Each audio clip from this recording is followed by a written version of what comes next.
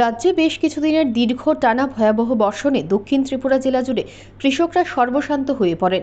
এমনিতেই দক্ষিণ ত্রিপুরা জেলাতে বেশিরভাগ অংশের জনগণ কৃষিকাজের উপর নির্ভরশীল।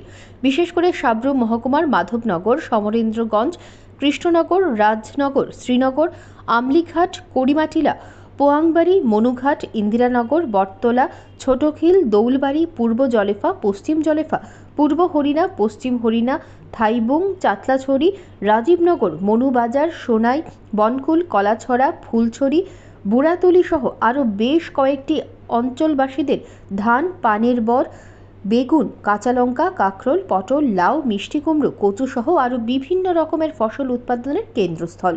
বিশেষ করে রাজ্যের সোনালী ফসলের সবথেকে উৎপাদনের বিশাল কেন্দ্রস্থল সাতচাঁদ আরডি ব্লকের অন্তর্গত ইন্দিরানগর গ্রাম পঞ্চায়েতের গোবিন্দ মাঠ। আর ওই গোবিন্দ মাঠে শত শত হেক্টরে চাষের জমির সোনালী ফসল রাজ্যের বিভিন্ন প্রান্তে রপ্তানি করা হয়। এরকম উল্লেখযোগ্য বিষয় হলো, বর্তমান রাজ্য সরকার রাজ্যের মধ্যে সবচাইতে ধান ক্রয় করেন দক্ষিণ ত্রিপুরা জেলার সাব্রুম মহকুমা থেকে।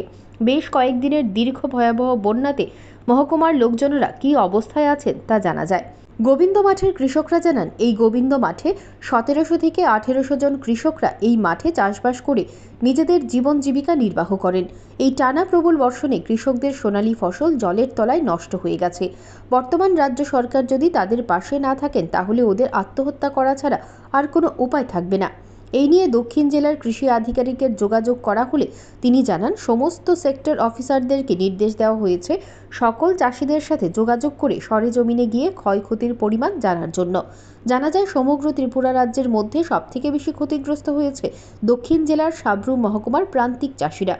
রাজ্যের কৃষি দপ্তর এই প্রান্তিক চাষিদের জন্য কী ধরনের সাহায্য সহযোগিতার হাত বাড়িয়ে দেয় সেই দিকে তাকিয়ে সাব্রুমের ক্ষতিগ্রস্ত প্রান্তিক চাষিরা। Bureau report, digital Tripura. এর মধ্যে সব ধানে একদম মাটির নিচে গলিয়ে হয়ে গেছে। এরপরে এখন যদি সরকার যদি না দেখে, কৃষকের আত্মহত্যা করার কোনো উপায় নাই। এর মধ্যে কোনো খাদ্য সামগ্রী কোনো রকমের এই চাষের উপরে সবাই এখানে নির্ভর।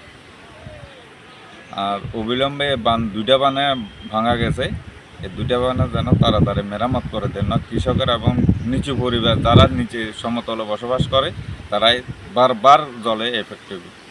রাখেন যে সরকারি কাছে দাবি রাখি এটাই যে যেহেতু কৃষকের সব জিনিস প্লাড়ে নিয়ে গেছে, এর মধ্যে কৃষকের যেন সরকার কিছু আর্থিকভাবে সাহায্য করে, কৃষক বাঁচিতে খাই পরে বাঁচি থাকে।